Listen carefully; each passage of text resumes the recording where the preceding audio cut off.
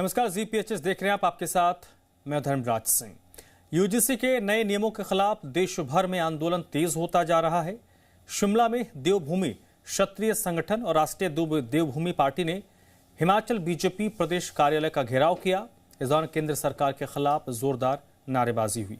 प्रदर्शन के दौरान राष्ट्रीय देवभूमि पार्टी के नेता और कार्यकर्ता हाथों में हथकड़ी के साथ शरीर पर जंजीर बांधे नजर आए। राष्ट्रीय देवभूमि पार्टी का कहना है कि केंद्र सरकार नए नियमों के जरिए सामान्य वर्ग के छात्रों के साथ भेदभाव कर रही है। सामान्य वर्ग के छात्रों पर को बगैर किसी अपराध जेल में डालने की तैयारी हो रही है। जगत प्रकाश नड्डा से लेकर अनुराग ठाकुर और कंगना रनौत पर भी निशाना साधा गया। कहा कि अगर केंद्र सरकार ने इन नए नियमों को वापस नहीं लिया तो आने वाले वक्त में हिमाचल बंद किया जाएगा।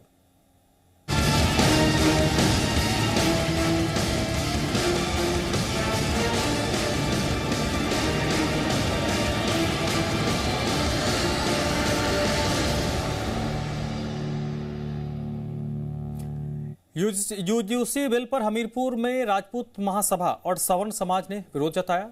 राजपूत महासभा हमीरपुर के महासचिव ने कहा कि अगर सरकार ने नए नियम वापस नहीं लिया तो नेताओं को घुटने टेकने पर मजबूर करेंगे। राजपूत महासभा और सवर्ण समाज के नुमाइंदों ने कहा सरकार लोगों को जाति और धर्म के नाम पर बांटकर वोट मांगे। सवर्ण समाज और राजपूत महासभा ने इस बिल को वापस लेने के लिए उपायुक्त के माध्यम से प्रधानमंत्री और राष्ट्रपति को ज्ञापन भेजा है।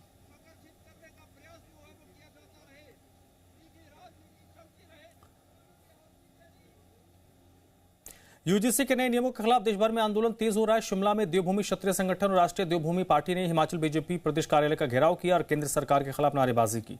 प्रदर्शन के दौरान राष्ट्रीय देवभूमि पार्टी के नेता और कार्यकर्ता हाथों में हथकड़ी के साथ शरीर पर जंजीर बांधे नजर आए। राष्ट्रीय देवभूमि पार्टी का कहना है कि केंद्र सरकार नए नियमों के जरिए सामान्य वर्ग के छात्रों के साथ भेदभाव कर रही है। छात्रों को बगैर किसी अपराध जेल में डालने की तैयारी है। जेपी नड्डा से लेकर अनुराग ठाकुर और कंगना रनौत पर भी निशाना साधा गया और कहा कि केंद्र ने नए नियम अगर वापस नहीं लिए तो आने वाले दिन में हिमाचल को बंद किया जाएगा। यूजीसी के नए नियमों के खिलाफ देश भर में गुस्सा देखा जा रहा है। भारतीय जनता पार्टी के हिमाचल प्रदेश कार्यालय का घेराव करने के लिए आज देवभूमि क्षत्रिय संगठन और राष्ट्रीय देवभूमि पार्टी के जो तमाम कार्यकर्ता है वो यहाँ पर पहुंचे हैं और ये कहा जा रहा है कि जो यूजीसी है जो नए नियम लेकर आई है इसे काला कानून बताते हुए वापस लेने की मांग की जा रही है। हमारे साथ रोमित सिंह ठाकुर है, इनसे बात करेंगे और समझेंगे कि क्या इसमें परेशानी और क्या इनकी डिमांड है। जिस प्रकार से मोदी सरकार ने, केंद्र सरकार ने एक तुगलकी फरमान जारी किया है इस देश के स्वर्ण समाज के प्रति कि आज हमारे बच्चों को जन्मजात इन्होंने अपराधी घोषित कर दिया। इस देश में आज पूरा स्वर्ण समाज, सामान्य वर्ग जो है वो सड़कों के ऊपर है, आक्रोश में है। आज हमारे बच्चों को जन्मजात अपराधी घोषित करके अब ये तय करेंगे कि हमारे बच्चे जब स्कूल कॉलेज में जाएंगे तो वो जाति पूछकर वो डेस्क के ऊपर बैठेंगे। आज जहां पर हम लोग एज ए पेरेंट्स हम लोग फ्री माइंड थे कि हम अपने बच्चों को सुरक्षित भेजेंगे, अब हमको ये पता नहीं कि हमारे बच्चों को हमको जेलों में मिलने जाना पड़ेगा, कहाँ मिलने जाना पड़ेगा।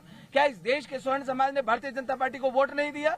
इस देश के स्वर्ण समाज को ये जो मोदी सरकार है बटेंगे कटेगा का नारा देते रहे, एक रहोगे सेफ रहोगे का नारा देते रहे, दूसरी तरफ मस्जिदों में जाकर मोदी कीटे बांटते रहे। उधर पूरा देश, पूरा सनातन मकर संक्रांति मना रहा था, लोहड़ी मना रहा था और पीछे से यूजीसी बिल लाकर हमारे बच्चों की गर्दनों के ऊपर इन्होंने तलवार चला दी। इस देश में भारतीय जनता पार्टी का कोर वोटर कौन रहा? स्वर्ण समाज। इसके अलावा ये जो ओबीसी वर्ग को इन्होंने साथ में मिलाने की कोशिश की है, चाहते क्या है?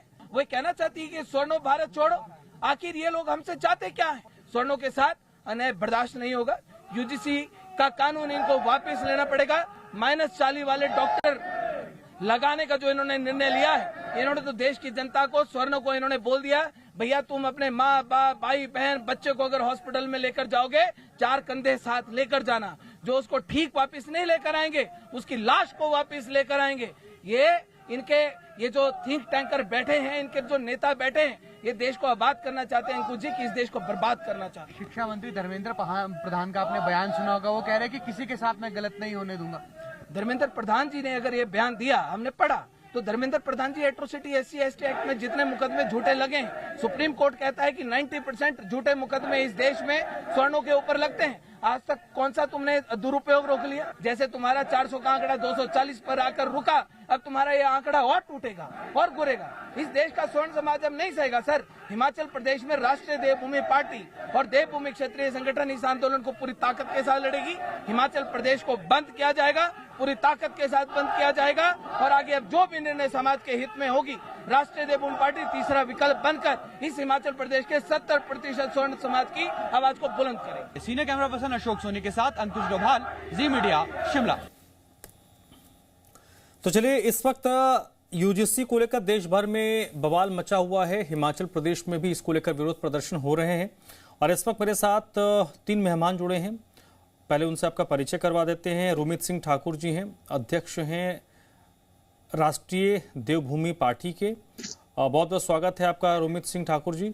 और बहुत बहुत धन्यवाद सर। मदन ठाकुर जी हैं हिंदू संघर्ष समिति से, वो भी इस वक्त मेरे साथ जुड़े हैं। और करमचंद भाटिया अध्यक्ष हैं संत श्री रविदास धर्म सभा के। आप तीनों लोगों का बहुत बहुत स्वागत। सबसे पहले रोमित सिंह ठाकुर जी, आपसे शुरू करूंगा। इस कानून की मुखालफत देश भर में हो रही है। हिमाचल प्रदेश में मोटे तौर पर इस वक्त शासन राज्य में कांग्रेस पार्टी का है। लोकसभा में जो ज्यादातर सीटें हैं वो भारतीय जनता पार्टी को जाती रही हैं, इस बार भी गई हैं। प्रश्न ये है कि जिस चीज का विरोध हो रहा है उसको क्या आपको लगता है कि केंद्र सरकार एड्रेस कर रही है? क्योंकि 24 घंटे या 36 घंटे हुए, कल ही धर्मेंद्र प्रधान का बयान आया था, उसमें उन्होंने जो बातें कही उसके बाद विरोध और तेज हो गया, क्योंकि उन्होंने एक तरीके से अपने बयान में इस पूरे विवाद को लीपापोती करने की कोशिश की। जो सवाल पूछे गए उसको उन्होंने एड्रेस नहीं किया। जी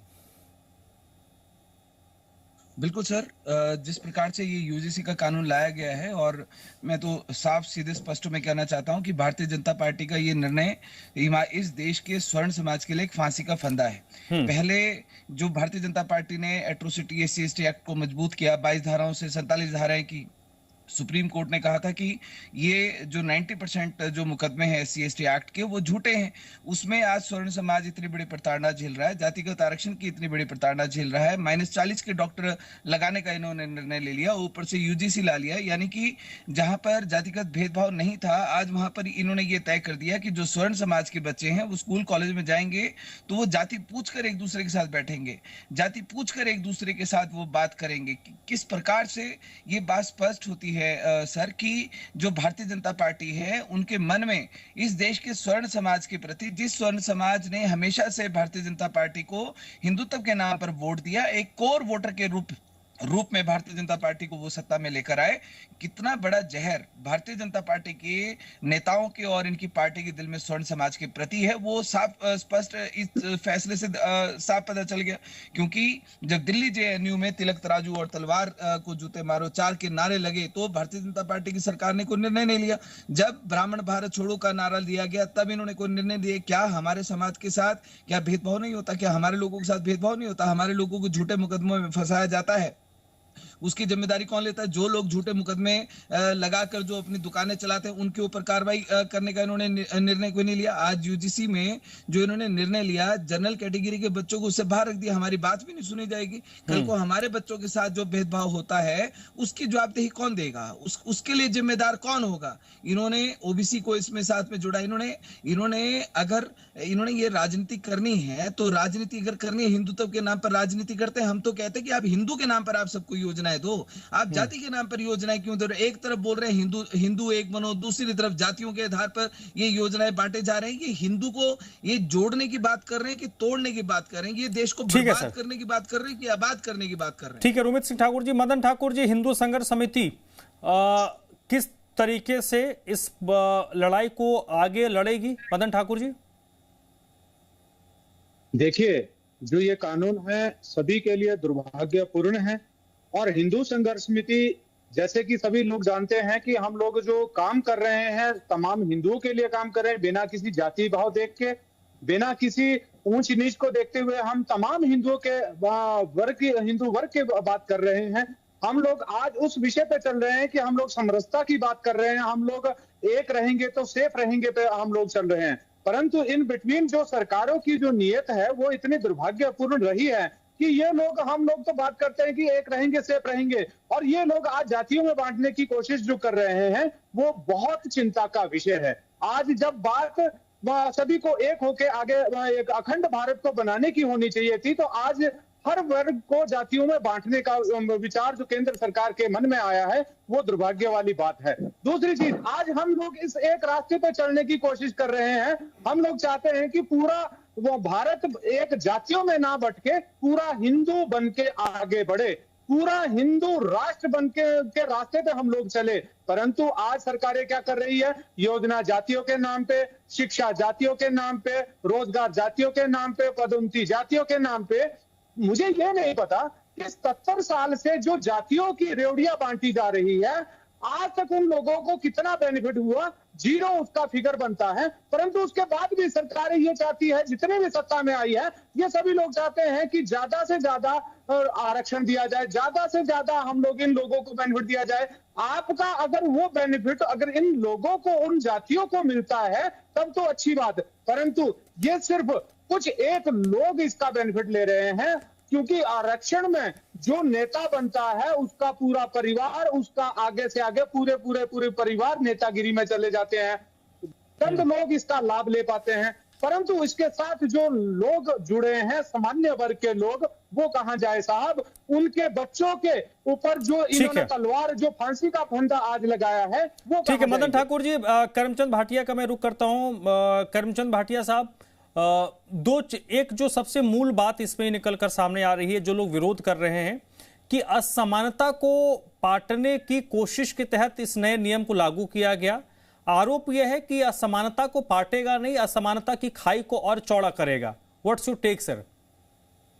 सर, इसमें जो हमारा कहने का मतलब है, जो यूजीसी का जो निर्णय है, जो केंद्र सरकार का और भारतीय प्रधानमंत्री नरेंद्र मोदी एनडीए सरकार ने बहुत सराहनीय और स्वागत योग्य कदम है। इसका जितना स्वागत किया जाए उसका वो भी कम है। और दूसरी बात जो है, सबसे पहले जो बात है कि प्रदेश में किसी भी तरह का जो ये जिस तरीके का जो प्रोपोगंडा और भ्रम पैदा किया जा रहा है, देखो सामान्य वर्ग के भाई है मैं उनका तहे दिल से हार्दिक अभिनंदन स्वागत करता हूं, हमारे समाज का हिस्सा है। लेकिन अभी तक ये जो देश में अभी ये समझ नहीं आ रहा कि स्वर्ण समाज है कि आखिर। देखो भारत में सभी एक है, हिंदू की बात की जा रही है, सामान्य वर्ग हो सकते हैं, लेकिन भारत में स्वर्ण समाज आखिर है क्या? स्वर्ण समाज है कौन? ये तो जो देवभूमि, राष्ट्रीय देवभूमि पार्टी के जो अपने आप को बोलते स्वर्ण समाज जो है, स्वर्ण समाज जब सभी सामान्य वर्ग देश में है तो स्वर्ण समाज क्यों नहीं? खाई तो ये पैदा कर रहे हैं जात पात धर्म की, अपने आप को सर्वश्रेष्ठ मान रहे हैं, आरक्षित वर्गों को जो है नीच मान रहे हैं, तो खाई तो इनसे पैदा हो रही है। तो जहां तक जो जाति के नाम पर आरक्षण ले रहे हैं, लाभ ले रहे हैं, वो क्या है? जहां तक राष्ट्रीय देवभूमि पार्टी हिमाचल प्रदेश में आई अपनी नेतागिरी चमकाने के लिए, अपने राजनीति चमकाने के लिए इन्होंने पहले हिमाचल प्रदेश में सामान्य वर्गों को एट्रोसिटी के नाम पर, आरक्षण के नाम पर भड़काया, संविधान के नाम पर इन्होंने दिलाई है। और जब से देवभूमि पार्टी हिमाचल प्रदेश में आई है, इन्होंने हिमाचल प्रदेश के जातिवाद की जो लोगों के ऊपर झूठे मुकदमे लगवाते हैं, आप बात कर रहे हैं जो है जात पात खत्म हो रही थी। लेकिन जब से ये जो निकम्मी पार्टी राष्ट्रीय देवभूमि पार्टी और इनके अध्यक्ष जो है मूर्ख लोग जो प्रदेश में आए हैं, इन्होंने जात पात की खाई के नाम पर हिमाचल प्रदेश में पहले सामाजिक संगठनों में मूर्ख लोग हैं जो सुबह मुंह भी नहीं धोते, हिमाचल प्रदेश के और मुद्दों को न देखकर बिना मुंह धोए सुबह उठ के लग जाते हैं, चश्मे भी साफ नहीं करते, बिना चश्मे साफ किए लग जाते हैं जातिवाद का जहर खोलने के लिए। ठीक है, करमचंद भाटिया जी, रोमित सिंह ठाकुर जी, एक मिनट हिमाचल प्रदेश की राजनीतिक प्रशासन सर मैं हिमाचल प्रदेश की राजनीति पे नहीं जा रहा। एक मिनट सर सुनिए, स्वर्ण समाज की परिभाषा स्पष्ट करे। इंसान कैसे स्वर्ण हो सकता है? जो सामान्य वर्ग हम सबका चमड़ी एक है, मांस एक है, हड्डी एक है, तो स्वर्ण समाज कैसे हुए? अरे भाई साहब सुनिए, करमचंद भाटिया जी अभी उस पे नहीं जाते ना। एक मिनट, ये एक मिनट रोमित सिंह ठाकुर साहब, एक मिनट, रोमित जी रुक जाइए, करमचंद भाटिया जी एक मिनट। अरे सर सुनिए, करमचंद भाटिया जी, अरे सर सुनिए, सरकार पे जो लोग बैठे हैं, अरे कोई बेवकूफ नहीं है।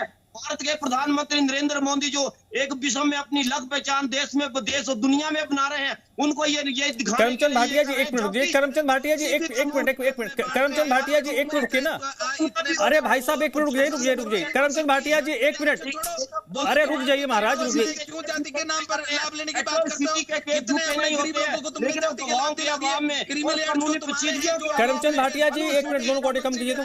एक मिनट आप लोग ना, मैं किस इश्यू पे बात कर रहा हूँ, आप लोग अलग हिमाचल की राजनीति की बात नहीं कर रहे हैं, हम यूजीसी। एक मिनट करमचंद भाटिया, अरे सुन तो लीजिए महाराज, आप सुन ही नहीं रहे या अरे भाषण देने नहीं बुलाया ना भाई, आप रुक जाइए एक मिनट, भाषण देने थोड़ी बुलाया हूँ जो केंद्र सरकार के साथ। अरे रुकिए, मोदी जी, अरे भाई मोदी, समानता आना चाहिए। अरे सुनिए तो समानता, अरे भाई एक मिनट रुक जाइए करमचंद भाटिया जी, अरे रुकिएगा करमचंद भाटिया जी एक मिनट रुकिए, करमचंद भाटिया जी एक मिनट, करमचंद भाटिया जी नॉन स्टॉप बोलने के लिए नहीं, अरे आधे घंटे आपको, अरे आधे घंटे करमचंद भाटिया जी सुनिए तो, ये आधे घंटे आपको ने आप नॉन स्टॉप बोलते जा रहे हैं। मंच थोड़ी है कि सामने कोई ताली बजाने के लिए बैठा हुआ, आप बोल रहे लोग ताली बजाएंगे। कट टू कट बात कीजिए, इशू पे बात कीजिए, मोदी जी ने क्या किया क्या नहीं किया उस पर नहीं बात कर रहे हैं हम। जो प्रश्न है यूजीसी और मुझे हिमाचल की राजनीति पे भी हम नहीं बात कर रहे हैं कि किनकी क्या, सबकी अपनी अपनी राजनीति होती है, उनकी अपनी राजनीति, आपकी अपनी राजनीति है, किसी XYZ के राजनीति पे भी नहीं बात करना, यूजीसी पे हम बात कर रहे हैं। बोल रहे हैं तो हमने नहीं बोला। अरे सर सुनो, दो पॉइंट है जिसका विरोध हो रहा है। पहला पॉइंट यह है कि अगर करमचंद भाटिया जी ने कंप्लेंट किया रोमित सिंह ठाकुर के खिलाफ, ठीक है, या मदन ठाकुर के खिलाफ, जांच में पता चला कि करमचंद भाटिया ने जो कंप्लेंट किया वो झूठा कंप्लेंट था, ठीक है, तो क्या करमचंद भाटिया पर कोई एक्शन नहीं होना चाहिए? देखो जो गलत, देखो मेरी साफ स्पष्ट नीति है, सिद्धांत है, किसी भी निर्दोष का दमन नहीं होना चाहिए। जो गलत करता है, चाहे सामान्य वर्ग से है चाहे आरक्षित वर्ग है, उसके खिलाफ कार्रवाई होनी चाहिए। वही तो नहीं है ना इसमें, वही उसी का तो विरोध हो रहा है। नहीं, अभी तो ड्राफ्ट सारा बाहर नहीं आया, उस चीज का विरोध नहीं है। अभी केंद्र सरकार बैठी, अरे वो 13 से लागू हो गया, आप ड्राफ्ट की बात कर रहे हैं, वो तो लागू हो गया, ये तो इसी चीज का विरोध है ना, इसी चीज का तो विरोध हो रहा है। अभी तो ये तो मंडल योग की तरह, मंडल योग कमीशन की तरह विरोध हो रहा है कि पहले मंडल योग कमीशन का विरोध कर दिया, बाद में जब निकल के आया। सर एक मिनट, मुझे लगता है ना बहुत सारे लोग, अभी एक वीडियो में अभी मैंने बनाया है अपने चैनल के लिए, और सब लोग उसको देख सकते हैं। बहन मायावती, वो तो सबसे बड़ी चेहरा है, दलितों की सबसे बड़ी नेता है इस देश में, उनसे बड़ा तो कोई नेता नहीं है। उन्होंने 3 पॉइंट्स गिनवाए हैं, उसका 2 नंबर और 3 नंबर पॉइंट आप लोग जरूर पढ़िएगा जो उन्होंने लिखा है। पहला पॉइंट से कई लोग विरोध हो सकते हैं, दूसरे तीसरे पॉइंट को पढ़िएगा, समझ में आएगा कि क्या हुआ है। कुछ मदन ठाकुर जी आप कुछ रिस्पॉन्ड करना चाह रहे थे? देखिए, जिस प्रकार से अभी तू मैं हो रही है, ये दुर्भाग्यपूर्ण है। इस तरह से ना हमें एक निष्कर्ष पे आना चाहिए। और मैं सरकार से, मोदी जी से निवेदन करता हूं कि आपने इतने अच्छे सारे काम किए, तो क्यों आपने 2 शब्द, अगर 2 लाइनें आपने लगाई होती कि यदि सामान्य वर्ग के बच्चों के साथ अगर कोई झूठा कानून, झूठे शिकायत करता है तो उसके ऊपर भी कार्रवाई होनी चाहिए थी। परंतु सिर्फ इसमें SC ST OBC को सम्मिलित किया गया, परंतु जहां पे ठाकुर बनिया और ब्राह्मण है उसको बाहर क्यों रखा गया? तो केंद्र सरकार को यदि इस पर संशोधन करके इसके ऊपर इनको भी इसके अंतर्गत, और केंद्र सरकार से मैं एक चीज और पूछना चाहता हूं, यदि आपको लगता है कि सामान्य वर्ग, ये सामान्य वर्ग सबसे उच्च वर्ग का है, तो आप छांट कांट कर लिए, आपको सब OBC में डाल दीजिए। आज सामान्य वर्ग का ये हाल हो चुका है कि वो SC से भी निचले तबके पे जा चुका है। आज हमारे बच्चों, हमारे कुछ एक परिवार ऐसे हैं जिनके पास रोजमर्रा की जरूरत का सामान नहीं है, परंतु राजनीतिक लोग स्वर्णों के लिए या सामान्य वर्ग बच्चों के लिए ये चाहते हैं कि ये सबसे ज्यादा पैसे वाले लोग हैं। मुझे लगता है कि जो सरकार का गरीबी और अमीरी का पैमाना है और जो ये जातियों में बांटने का तरीका है वो गलत है। सबके लिए कानून एक बराबर होना चाहिए, शिक्षा का अधिकार सबके लिए होना चाहिए था, परंतु सरकार कहीं ना कहीं वोट और टैक्स के लिए तो भारतीयों की बात करती है, परंतु जब आपके अधिकार की बात आई तो आपको जाति नहीं ठीक है, मैं बिल्कुल, देखिए समाज में जो भी तबका दबा हुआ है उनका अपलिफ्टमेंट होना चाहिए, इसमें कोई इफ एंड बट नहीं है। उनको आप समाज के मुख्य धारा में लाए, सब लोग इस पे हैं। और मुझे लगता है कि जो देश के लिए सोचता है, जो समाज के हर वर्ग के लिए सोचता है, वो इसमें हर सरकार के साथ खड़ा रहेगा। लेकिन रोमित सिंह ठाकुर साहब, मसला ये बनता है, इसमें एक और पॉइंट है जिसको बहुत लोग नहीं जानते। सुप्रीम कोर्ट ने जो गाइडलाइंस दिया था उसमें सुप्रीम कोर्ट ने SC/ST की बात कही थी। बाद में जो उसको एक कमेटी बनी थी पार्लियामेंट की, उन्होंने उसमें OBC को घुसा दिया। सुप्रीम कोर्ट ये भी तर्क ये दिया जा रहा है कि SC/ST को लेकर ये सुप्रीम कोर्ट के गाइडलाइंस में कानून बना है, लेकिन सुप्रीम कोर्ट ने SC/ST को कहा गया था, इसमें OBC का जिक्र नहीं था। तो वो भी एक विरोध का तर्क है जिसको अभी बहुत लोग नहीं जान रहे, उस पर बात नहीं हो रही कि अगर सुप्रीम कोर्ट के गाइडलाइंस में था तो सुप्रीम कोर्ट ने OBC को लेकर नहीं कहा था, SC/ST को लेकर कहा था। रुमित सिंह ठाकुर साहब, देखिए सर, जब इन सरकारों ने बुराई किसी दूसरे के सिर के ऊपर डालनी होती है तब तभी कोर्ट को बीच में घसीट कर ले आते हैं। अगर आज केंद्र की सरकार ये कह रही है कि सुप्रीम कोर्ट के जजमेंट के अनुसार ये SC/ST के लिए था और OBC को अपनी राजनीति चमकाने के लिए या राजनीतिक रोटियां सेकने के लिए इन्होंने उसमें इन्वॉल्व किया। सिर्फ एक जनरल कैटेगरी है, जिस जनरल कैटेगरी को इन्होंने साइड में रखा।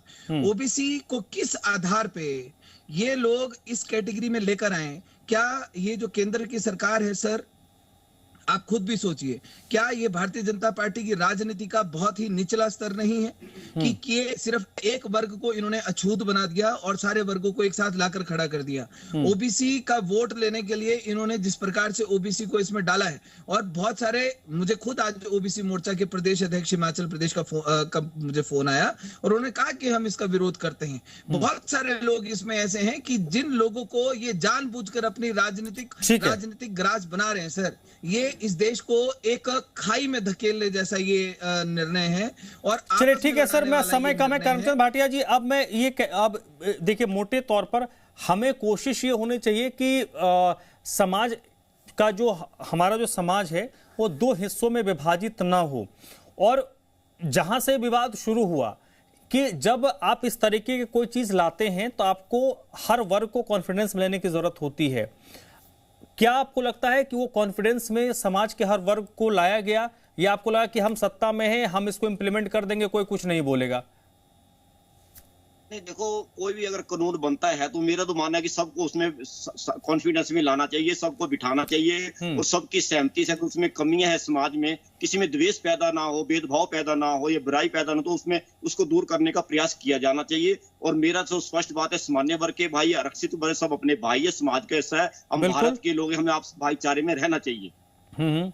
चलिए सर, बहुत भाईचारा बना रहने चाहिए, और भाईचारा बनाए रखने की जिम्मेदारी जिन लोगों पर है उनकी जिम्मेदारी ज्यादा बढ़ जाती है कि आप जो आपने किया और क्या वो एक पब्लिक परसेप्शन अपने बनाया, सबको कॉन्फिडेंस में लिया जो स्टेक होल्डर्स थे, ये एक बड़ा सवाल है। और UGC को लेकर देखिए माहौल गर्मा रहा है, केंद्र का क्या स्टैंड होगा उस पर भी हमारी नजर होगी। बहुत बहुत शुक्रिया रुमित सिंह ठाकुर जी, मदन ठाकुर जी, करमचंद भाटिया जी, थैंक यू फॉर ज्वाइनिंग। आप तीनों का बहुत बहुत धन्यवाद। छोटे से ब्रेक रोकें, जल्द लौटते हैं।